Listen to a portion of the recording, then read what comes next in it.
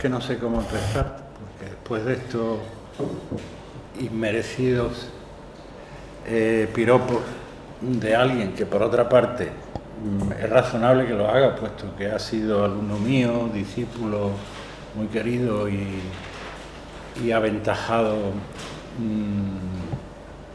profesor hoy día y prestigioso profesor en la Universidad Española, pues no tengo más que sino agradecerte, Pepe, pues todos estos inmerecidos elogios, ¿no? Para mí, de nuevo, lo digo siempre que he venido a San Roque, es un auténtico placer venir a San Roque. San Roque es mi casa. Lo sabe muy bien Juan Gómez, que está ahí sentado, que me ha hecho el honor, o nos ha hecho el honor a Santos y a mí, y luego a Julio, de venir a oírnos, puesto que él ya es un desocupado hombre, una persona desocupada, puesto que está jubilado, pero ahí donde lo tienen, pues fue realmente el alma mater durante muchos años de estos cursos. Y sin Juan Gómez, que está ahí sentado, no hubiera sido posible que estemos aquí ahora celebrando este seminario, porque él ha mantenido la antorcha encendida y gracias a su inteligente y eficaz trabajo durante todos estos años, ha sido el que ha conseguido que estos cursos tengan una prolongación en el tiempo muy digna, muy digna. En toda España, cuando hablan ustedes de cursos de verano, siempre se mencionan los cursos de verano de San Roque, como un lugar de referencia. Quizás no tienen los de San Roque el presupuesto que pueda tener la Universidad Menéndez y Pelayo en Santander, ni los del Escorial, ni donde quieran ustedes que vayan, pero sí tienen el prestigio conseguido a base de mucho trabajo, de mucho esfuerzo, de mucho sacrificio de muchas personas y al acierto, digamos, de los directores y gerentes que han ido sucediéndose en los cargos de director. Yo te felicito también, Pepe, por el acierto de plantear seguir con la tradición de los seminarios de literatura que yo inicié y que hoy se reflejan en este marbete de seminario de los Narraluces. Te felicito por tan loable propósito, pero tan loable como tan muero propósito de celebrar un curso sobre los Narraluces. Y me explico, no quisiera ofender a nadie, pero yo creo que el concepto de Narraluces se desinfló.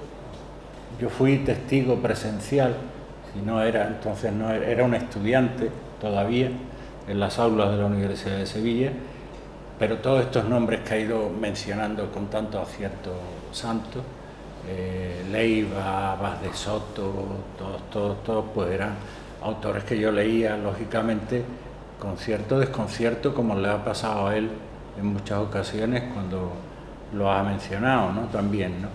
Pero digo que fue un globo que para mí creo que se desinfló por mucho. Primero porque yo creo que era como siempre, como suele suceder siempre, era un montaje editorial, en buena parte. Y segundo porque sufrió un sorpaso, un adelanto por la izquierda, pues de esto que ha planteado también Santos, ¿no? La renovación de la novela, en la cual ella estaba inmersa, sin duda, también los Narraluces, y sobre todo por la literatura, por la novela hispanoamericana, ¿no? Yo creo que la novela hispanoamericana fue un torpedo en la línea de flotación de cualquier otro intento de renovación de la novela española, porque es que pasó por encima de todos los intentos de vanguardia y de lo que quieran ustedes llamarle, ¿no? De propósito de renovación de la novela. Que me dicen ustedes, bueno, marbetes han existido siempre, efectivamente, ¿no? Marbete del 27, que mismo lo ha citado, y que también fue un montaje, sin duda. El marbete de los 50, ¿no? De los poetas del Grupo del 50, que también fue un montaje de Carlos Barral, etcétera, etcétera, etcétera, ¿no? De la antología, etcétera. Pero, bueno, yo creo que ha habido marbetes que han tenido más prolongación en el tiempo y han tenido más éxito en el tiempo por los motivos que sean, que no son el del caso ahora, que este otro de los narraluces. Esa es mi opinión y ya pasamos a... Y también le doy las gracias a Pepe porque ha pensado en mí para una novela que a mí me gusta tanto como Ágata Ojo de Gato, ¿no? Y sin duda fue una de las grandes protagonistas de la renovación, de esta renovación que ha apuntado Santos Ossán en su magnífica intervención anterior. No olvidemos que por estos años se publican 3 novelas que yo creo que van a impulsar en gran medida la renovación, ¿no? Que son Ágata, Si te dicen que caí y la verdad del caso Savolta, ¿no? Yo creo que son novelas más o menos que están publicadas por los mismos años, por esos años 70, comienzos de los 70, que apuntan hacia ya un despegue muy claro de la renovación de la novela española. ¿Cómo se pasa? ¿Este de aquí? Bueno, perdonen ustedes la vanidad, esto es que yo tenía pensado leerles a ustedes un textito breve de una intervención que yo hice en la Universidad de Alcalá de Henares con ocasión de la entrega del premio Cervantes a nuestro querido José Manuel Caballero Bonal, este mismo curso. Pero esta foto no es de esa entrega, sino de la concesión del doctorado honoris causa de la Universidad de Cádiz, de la cual yo fui padrino del autor. Bien, este es el marco donde donde tiene lugar los hechos de la novela, pero es un arco geográfico, puramente geográfico, y una referencia física, espacial, si quieren ustedes ya veremos en qué se diferencian lo que es puramente realidad de lo que es puramente imaginación, ficción, que es lo importante en la novela de Pepe Caballero Bonal. Esta es una foto que a mí me gustaba bastante porque es una foto de principios del siglo pasado, sin duda, también de Bajo de Guía.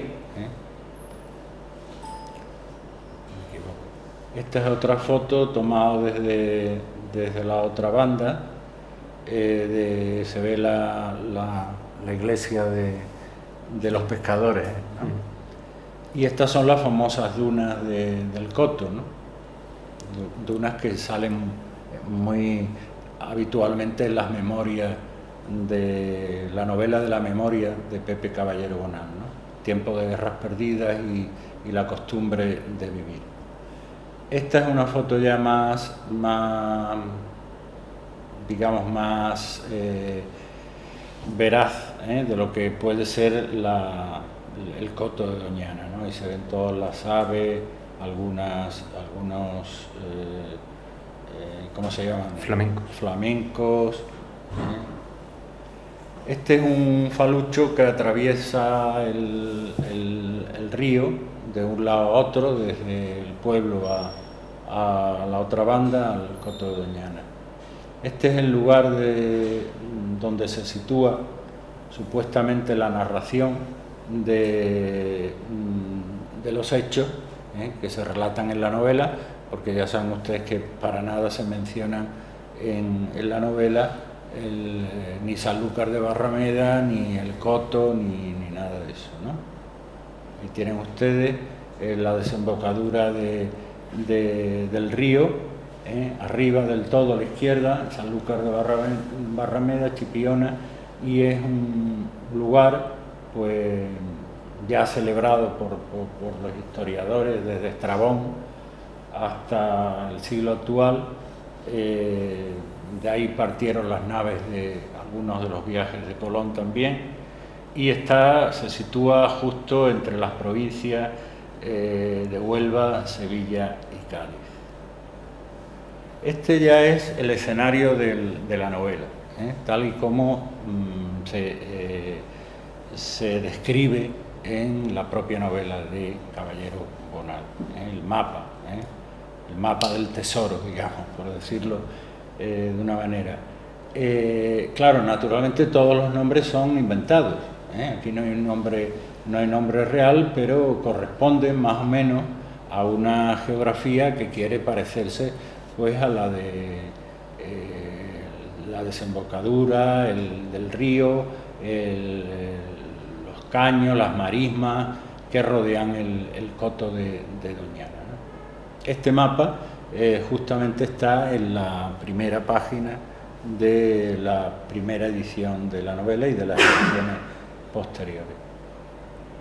La primera mención que se hace en la novela de Argónida se encuentra en el prólogo, escrito supuestamente por el tercer heredero del Normando. El protagonista se llama el Normando, el primero que llega a Argónida, y que se llama Pedro Lambert III. Dice, sabiendo, no sé si lo pueden ustedes leer bien, sabiendo que no podrá equivocarse a pesar de tantas mutaciones, se acerca primero al túnel abandonado, a lo que debió ser el tenebroso hueco de la galería, donde estuvo depositada durante siglos la plata tartésica.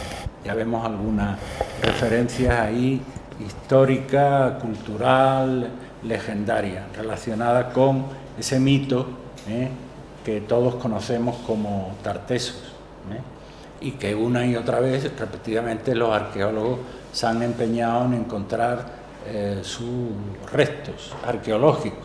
Se ha encontrado un tesoro que Mata Carriazo, digo Mata Carriazo, porque a él le daba mucho coraje al profesor Mata Carriazo, que fue profesor mío en la Universidad de Sevilla, porque se llama Juan de Mata, era un nombre propio.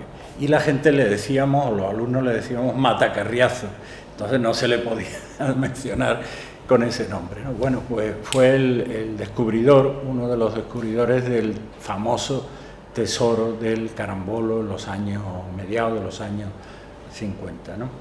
Convertida luego en metal monetario fenicio y más luego en piezas de orfebrería romana. Pozo cegado ya por la movediza acción de las dunas. Allí quedó también sumergida con los despojos de termas y lupanares, ágoras y embarcaderos, la memoria de todos aquellos que habían sucedido en el tiempo a los primitivos colonos de las orillas del lago de Argónida. Bueno, es un prólogo que el propio Caballero Bonal, el autor, vamos a dejar de decir Caballero Bonal, el autor de la novela, le denomina prólogo o epílogo, es decir, que se puede leer lo mismo al comienzo de la novela que al final, ¿no? Esta es la primera edición que yo tengo de mía, personal, firmada por Pepe, de Ágata Ojo de Gato. Se publicó en Barral y que estuvo precedida, como sabéis muy bien, por un escándalo que yo creo que lo que hizo fue apoyar y ayudar a que la novela se vendiese todavía más de lo que se vendió, ¿no? Esta es la primera novela de Pepe, 2 días de septiembre, que se acoge todavía bajo el paraguas de lo que se conoce como el realismo social. A partir de ahí, y a renglón seguido, pues bueno, tienen que pasar ya 12 años para que Pepe escriba la segunda novela, que es Ágata Ojo de Gato. Yo a esta novela la he denominado novela del vino, porque ciertamente su argumento pues tiene lugar, si no todo el argumento tiene lugar, está en relación a unas bodegas de Jerez de la Frontera, ¿no? La tercera novela, después de Ágata, la siguiente novela después de Ágata, es Toda la noche oyeron pasar pájaros, que está inspirada, el título está inspirado en el diario de Colón, ¿no? Cuando va avistando ya la primera tierra americana, empieza a ver pájaros, sino trasunto o signo signo de que hay tierra a la vista, ya, que va a haber tierra a la vista, ¿no?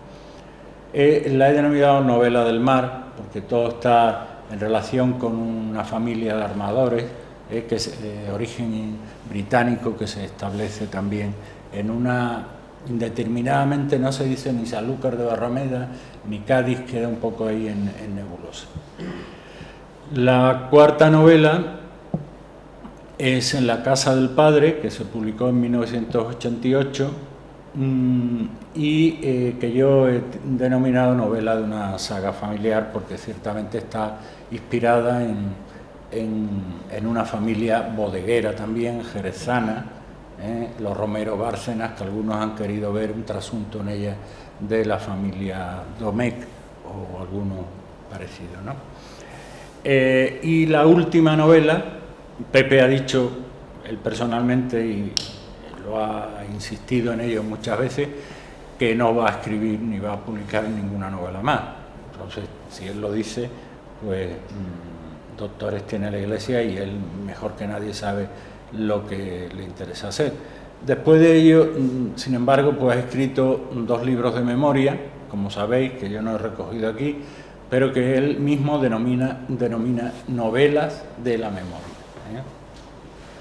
Bueno, esto es un dibujo que yo os he traído de cómo he querido yo representar un poco la relación que tienen cada una de las novelas de Pepe Caballero Bonal, incluida Ágata Ojo de Gato.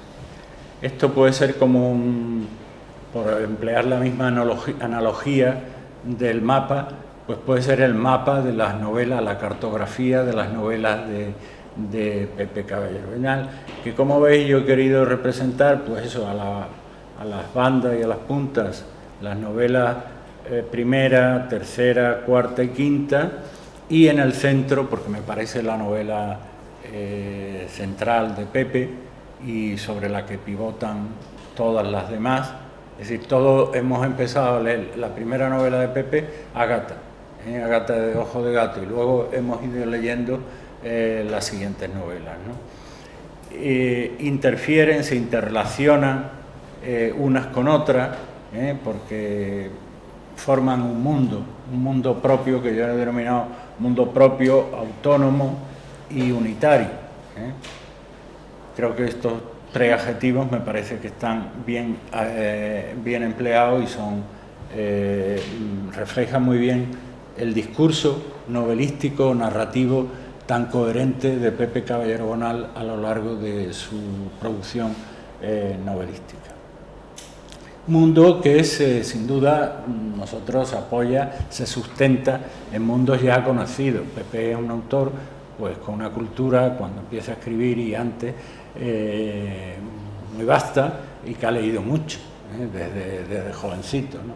Bueno, pues que está apoyado en autores como Faulkner, que tiene también pues, el famoso Yonapatava, que me cuesta tanto trabajo pronunciar, la región de Mississippi, que es también una región, trasunto de una región real, pero inventada, ¿no?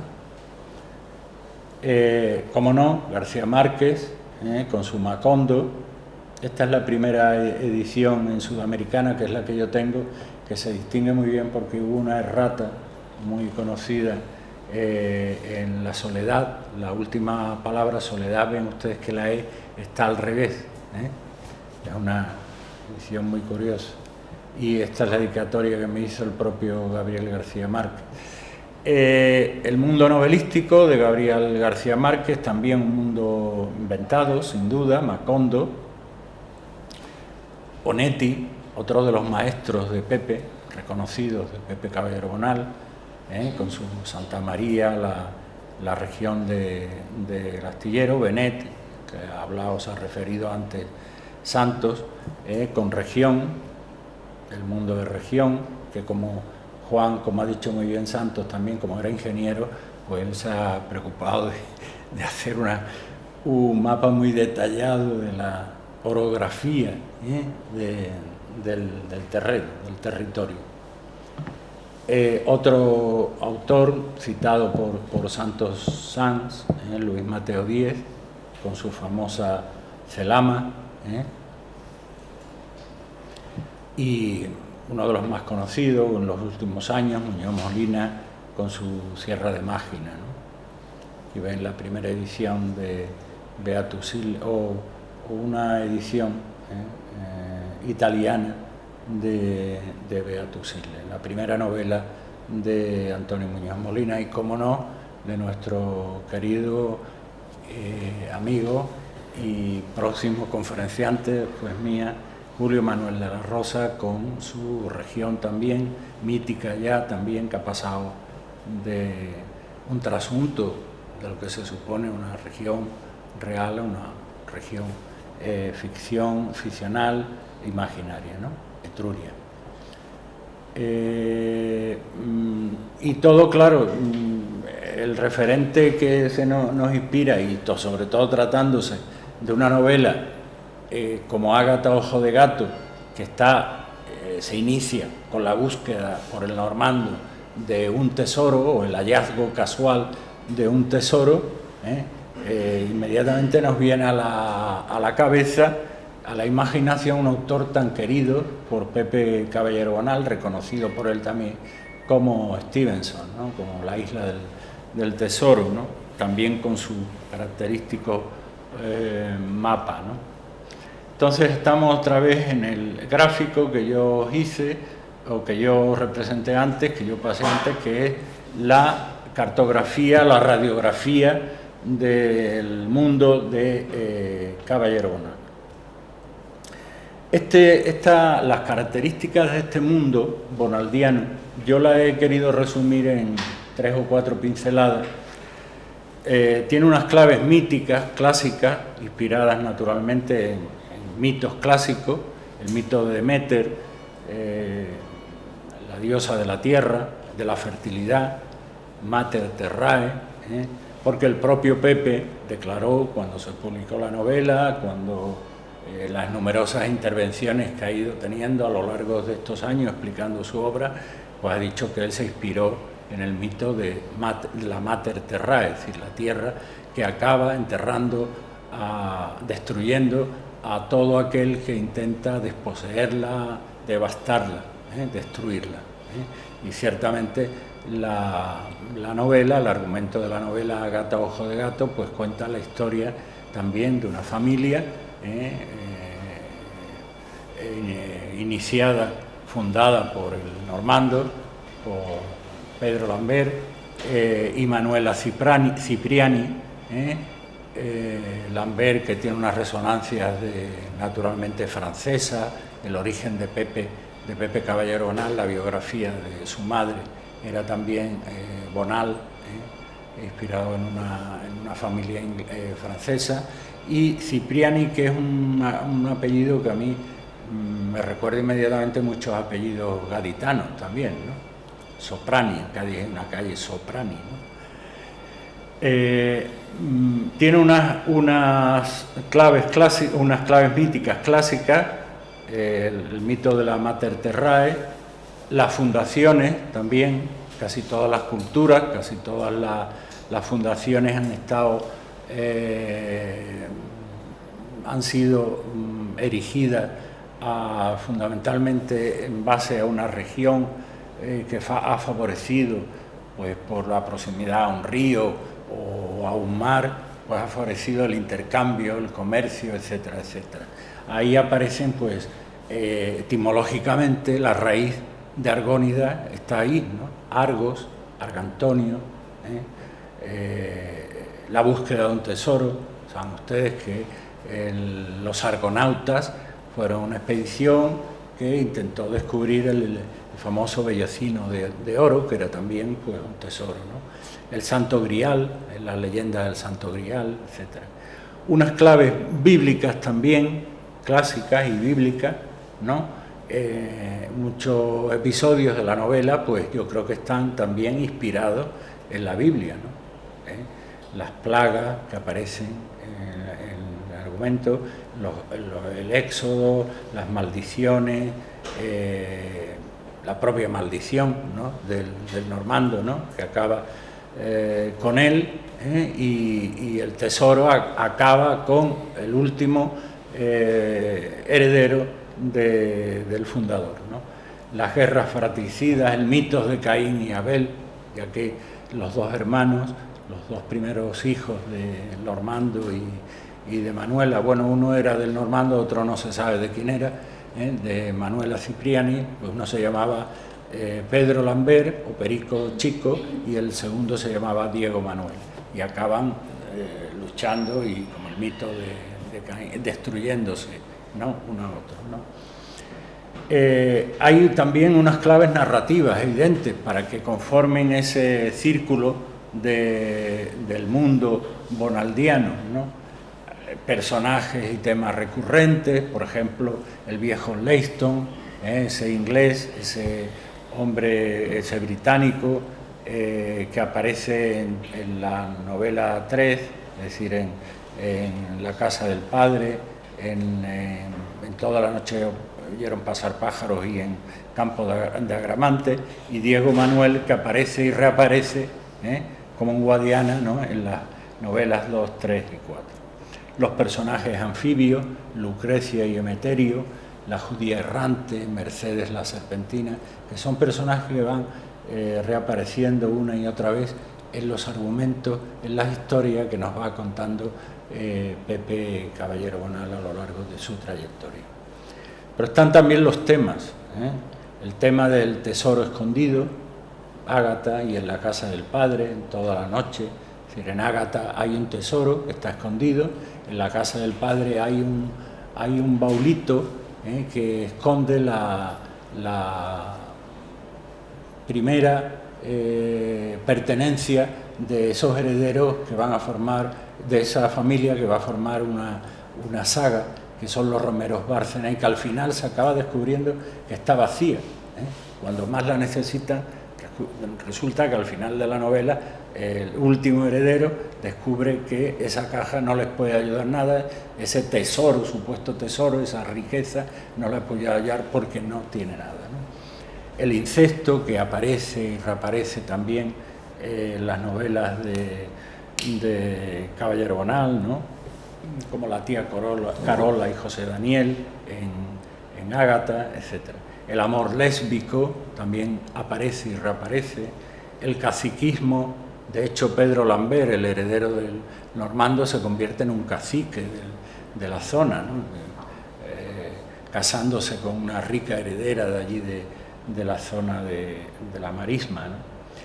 Y sin duda la depredación ejercida sobre la naturaleza, que acaba por revolverse y vengarse.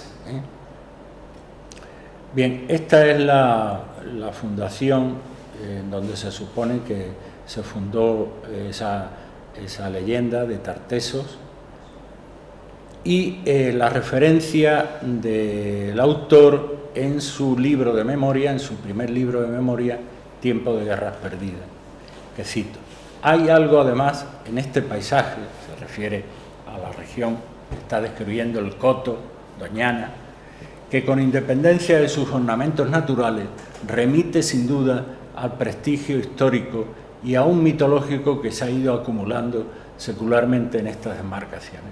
Es como una asociación de imágenes deducidas de un pretérito ilustre que han contribuido a que el paisaje sanluqueño sea también esencialmente un paisaje cultural. Esa es otra de las claves, ¿no?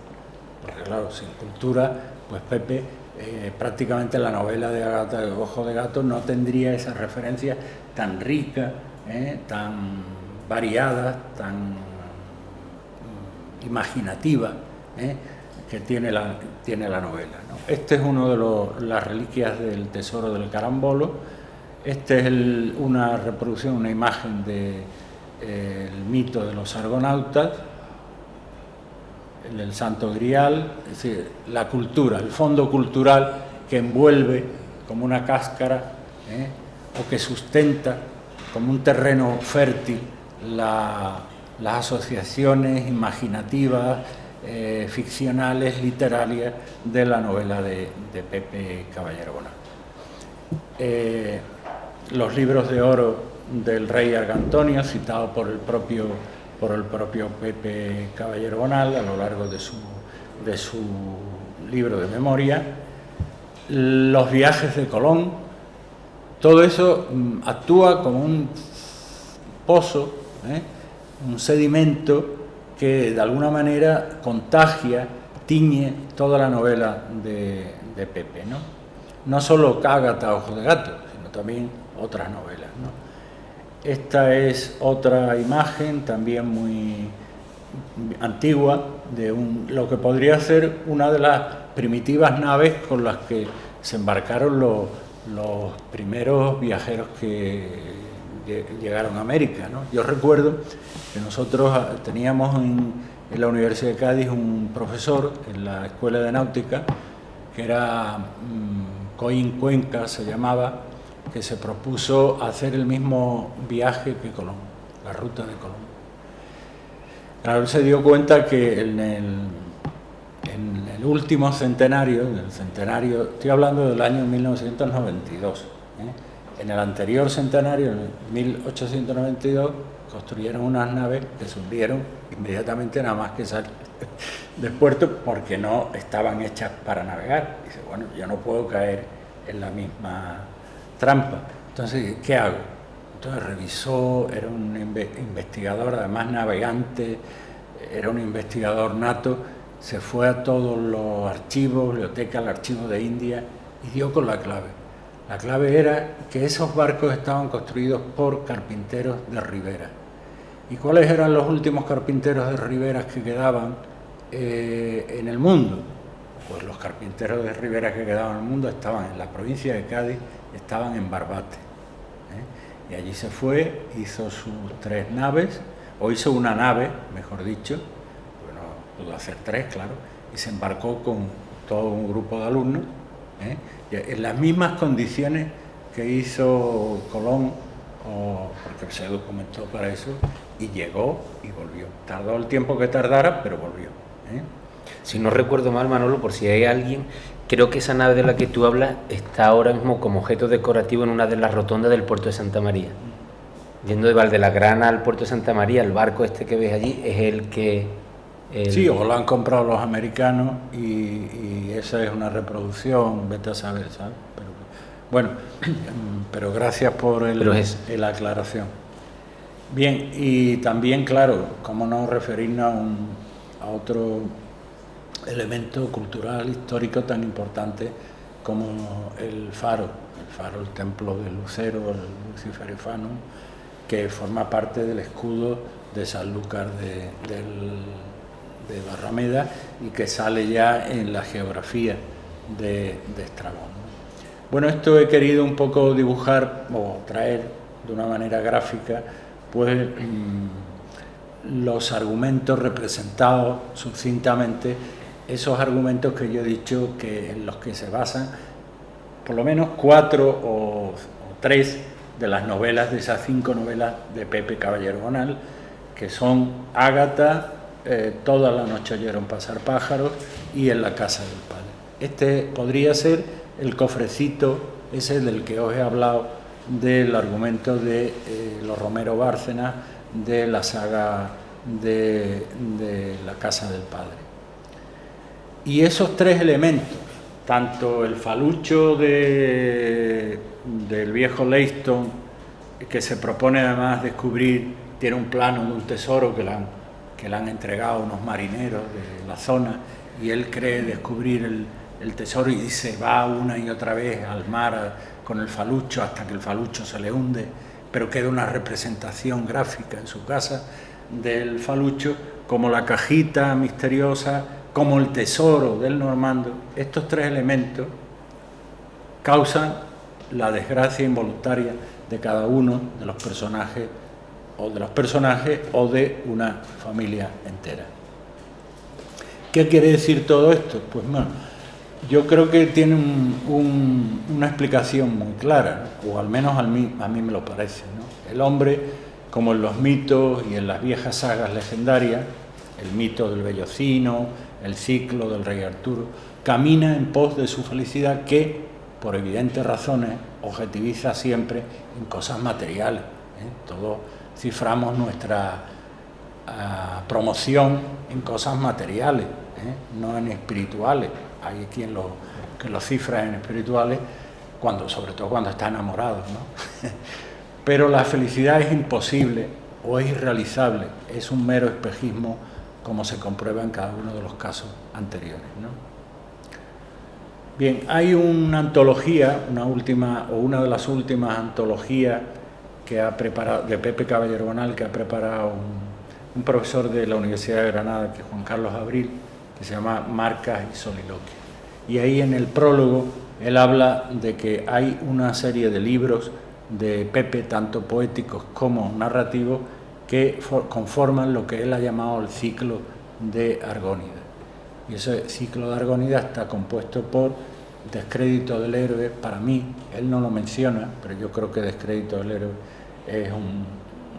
ya es el primer libro poético en el que se habla de Argónida. Por supuesto, el diario de Argónida, el manual de infractores, La noche no tiene paredes, y el último espléndido libro poético, Entre guerras, que es un soliloquio, algunos los que lo hayáis leído, soliloquio, a veces no se sabe si es prosa o es verso, pero en el que ya aparece ahí. De hecho, Pepe Caballero Bonal en alguna ocasión, en algún prólogo, yo me parece que lo he leído, ha dicho que Ágata Ojo de Gato se iba a llamar Entre guerras.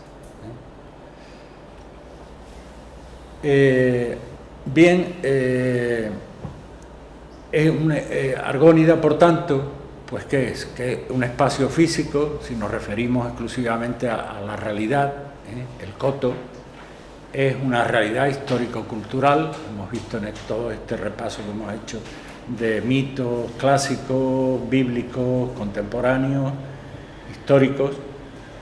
Es un trasunto mítico y es, sobre todo, y para nosotros, para mí, para vosotros que lo leemos, es una ficción literaria, ¿no?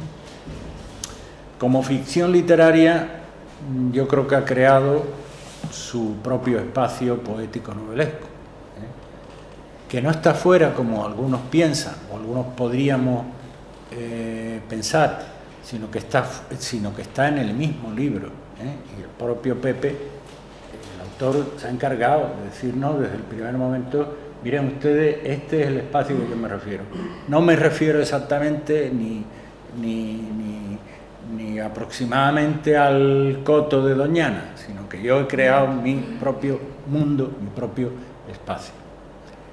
De la misma manera que Macondo ha podido sobrepasar a la literatura, y todos piensan, algunos biógrafos, no tantos biógrafos, algunos ingenuos piensan que Macondo era el pueblo donde nació García Márquez, ¿no? Argónida ha sido capaz de crear su propia realidad. El mito de la Argónida, en la novela, ha creado, por así decirlo, lo que yo llamo un mito de segundo grado, que ha sustituido y en algún sentido ha suplantado el primero. De tal manera que ya cuando lo nombramos nos referimos al segundo. Yo el otro día escuchaba en YouTube una entrevista que precisamente, por cierto, se la hizo Rafael de Cózar, me parece que era en la Universidad Internacional de Andalucía, y en el coloquio pues había varios testimonios, no solo de escritores, sino también de geógrafos, historiadores, y decir, no, es que para mí el coto es Argónida. Yo ya he suplantado la realidad del coto, y cuando pienso en Argónida, cuando pienso en el coto de Doñana, lo veo tal y como lo describe Pepe, ¿no? La literatura crea su propio espacio mítico novelesco. ¿Y esto cómo lo ha conseguido? ¿Cuál ha sido el mecanismo? Sustituyendo una realidad por otra realidad, imitándola. Yo creo que ha sido reinventándola. A partir de una determinada realidad, la progresiva destrucción de un espacio natural, porque Pepe, cuando empezó a escribir la novela, él lo ha explicado muchas veces, empezó a escribirla porque él veía que el coto de Doñana, que él tenía enfrente de su casa, de su residencia veraniega, que está en el Montijo, en la playa del Montijo, estaba amenazado por una urbanización que entonces, en los años 70, se empezaba a hablar ya de la urbanización, que era un promotor que era el mismo promotor de todo el puerto Banús y todas estas historias, por los vertidos, etcétera, que luego acabó siendo una realidad. Los vertidos estuvieron a punto de destruir una parte del Coto de Doñana, y por eso escribe la novela. Pero claro, él se da cuenta que no puede escribir, hacer una descripción mera de una destrucción real del Coto, sino que hace un trasunto y se saca, se inventa o imagina este mito, o trae a las páginas de su novela el mito de la Mater Tierra, y escribe toda esa novela que es Ágata Ojo de Gato, ¿no? Pepe, el propio autor lo ha dicho, los argumentos de literatura son como el componente superfluo de un todo definido por el tratamiento que se le dé, es decir, que lo importante es el tratamiento que se le da, en la escritura de la novela. Pasamos de la anécdota, el argumento, al todo, que es la novela. ¿Sí? Pasamos de una simple anécdota, que es la amenaza de destrucción del Coto de Doñana, a la novela. Y la novela es el mundo, que se parece ligeramente al real, pero que no es el mismo. Con una ligera anécdota pasamos sin transición del mito a la literatura. Y el mito aparece ahora enriquecido y realzado por la palabra. Me queda mucho tiempo, Pepe. Llevas 45 minutos. Bueno, pues voy a intentar... Si quieres cierra y que te hagan algunas preguntas. No, ya voy terminando. En la obra del escritor hay un momento en el que el escenario puede pasar de real a mito. Una transformación con la que el autor busca un espacio de libertad más allá del territorio constituido. En el caso de Bonal, la memoria tiene un decisivo papel en la construcción de ese espacio mítico literario. En Tiempo de Guerras Perdidas, el primer libro de sus memorias lo dice claramente. Así empieza el libro. Las fronteras de la infancia suelen coincidir con las del verano. Es decir, que lo que se recoge no es solo un espacio físico, sino que es un tiempo, el propio tiempo del autor, ¿no? En este texto que he traído, lo resumo brevemente, no se los leo entero, pero lo que cuenta es lo que de alguna u otra forma hemos ido desgranando a lo largo de esta charla, ¿no? Es decir, él intentó escribir una novela de ambiente bogotano cuando vivía en Bogotá, en Colombia, pero no lo consiguió, ¿no? Tiene que escarbar en sus propias raíces, en su propia memoria, en su propio espacio, en su propio marco, para escribir 2 días de septiembre, que fue la primera novela. Y aquí es donde él descubre o describe cómo descubre el Coto de Doñana cuando empieza a pasar los veranos en Sanlúcar de Barrameda, ¿no? El mito de Deméter, y con esto acabo, yo creo, por aportar también alguna pieza, digamos, al puzzle que es Ágata Ojo de Gato, aparte del mito de la Mater Terrae, yo creo que esta novela también podría relacionarse con otros mitos. Por ejemplo, a mí se me ocurre que podría relacionarse con el mito de la expulsión, de la desposesión. Y en este sentido yo creo que tiene mucho significado esa frase: las fronteras de la infancia suelen coincidir con las del verano. Es decir, el hombre, el autor en este caso, es siempre un desposeído, un exiliado, un expulsado de su tiempo, de su memoria, y trata de alguna forma de recuperarla. Trasunto de este personaje o persona autobiográfica, pues son los personajes Pedro Lambert, por ejemplo, o el mismo Normando, ¿no? Y que además se integrarían o se complementarían con otros títulos de su novela narrativa: En la casa del padre, Toda la noche pasar pájaro, y la poética. Porque la novela y la poesía de Pepe plantea siempre un argumento, yo creo, resumido, muy resumido, que es el mito del perdedor. El mito del perdedor, que yo creo que está muy claro en casi todos sus novelas.